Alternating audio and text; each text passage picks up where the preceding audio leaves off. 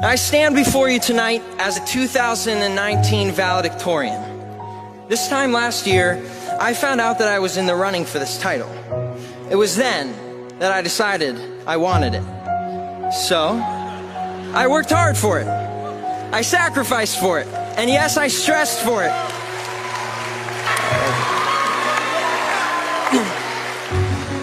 And I got it.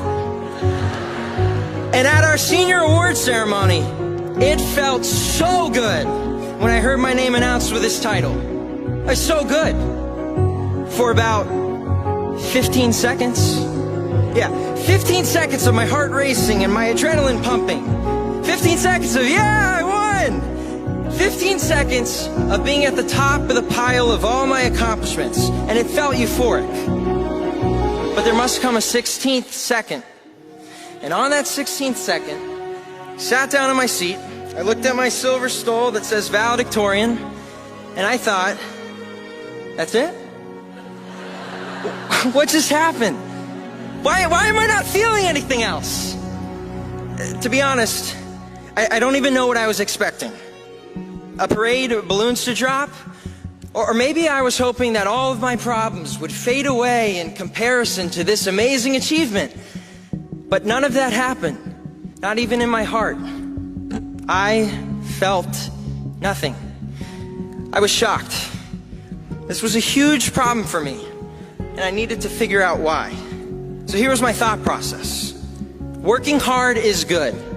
It is in fact biblical, but it should not be done for the sole purpose of a goal's sake at the expense of relationship with others. Looking back on this year, I realized that the stress of this year for this goal in a 5-minute speech was paid for with the lack of attending to relationships in my life. A lesson learned and self-reflection accomplished. Now, I would like you, my fellow classmates, to do some self-reflecting. I would like you to take a moment to fill in a different thing that you strive for and you focus on. Something that you thought was the end-all, be-all. Perhaps it was sports, perhaps it was fine arts, academics, getting into a particular school, an unhealthy social life, social media, or video games.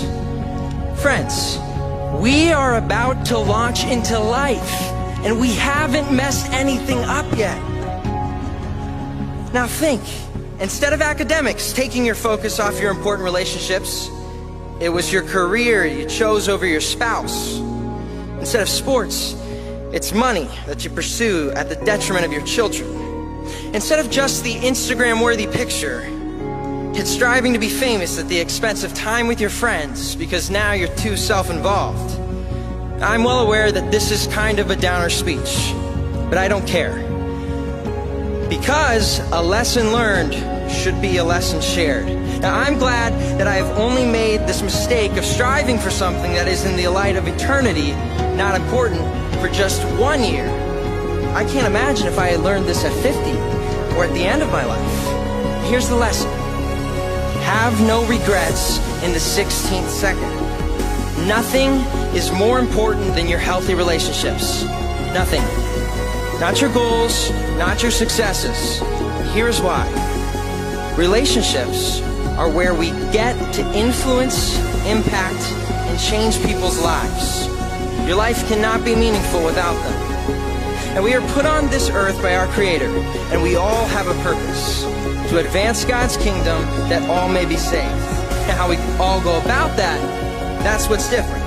It's different in what college we choose, who we marry, and what career we choose. It's different in the triumphs and tragedies that come upon us. But in all those things, new relationships are being formed. As you live your life on this earth, there is no greater good than you can do for a person than to love them so much that you point them to Jesus Christ. But first, He should be your first relationship that you cannot neglect. And I want you to know, I have been here at TKA for 14 years, and I love this school, and I love all of you, my classmates. And tonight, I am imploring you, if you have not begun that personal relationship with Jesus Christ, just do it. There is no better way to start something new and close a chapter of your life than with Him. If He is your Lord and Savior, then make sure you care for that relationship above all others. And after that, prioritize what is important in your life. And never lose focus of your important relationships. So be generous with your time and money, and a lot of relational issues will be resolved. And by the way, it's not too late to mend fractured relationships.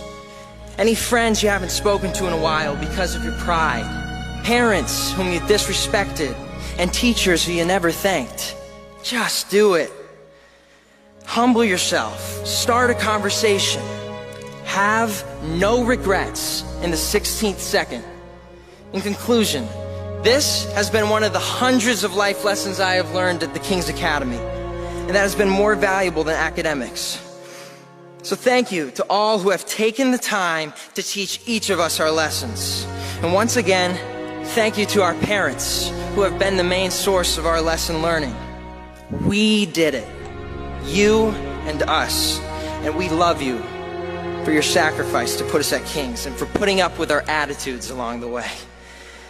Thank you for sticking with us. When we receive our diploma tonight, just know we all have earned it.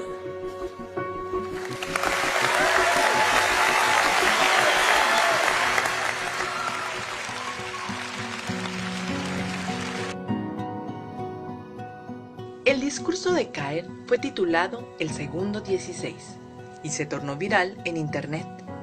Kyle se graduó de la Academia King con muy alto promedio. Él asistirá a la Universidad de Palm Beach Atlantic, donde recibirá una beca completa por 4 años por un total de $170,000. Planea estudiar Ciencias Políticas y Español.